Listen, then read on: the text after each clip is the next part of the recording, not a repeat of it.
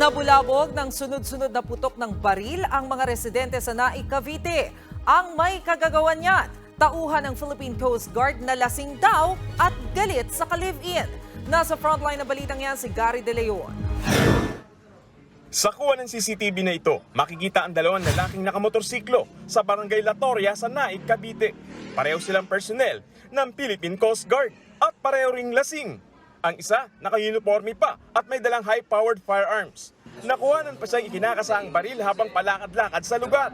Bandang 2:00 ng madaling araw nito Linggo. Hindi na nakuhanan sa CCTV pero nabulabog daw ang mga residente sa barangay dahil nangrat-rat ang PCG personnel.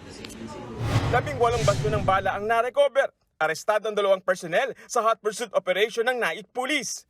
Dito nalaman ang dahilan kung bakit nagpaputok ang suspect. Ito pong nagpaputok ay lango sa alak po. So intoxicated po siya. And then nagkaroon po sila ng heated argument ng kanyang ka-live-in partner which resulted dun sa kanyang pagpaputok ng maraming beses.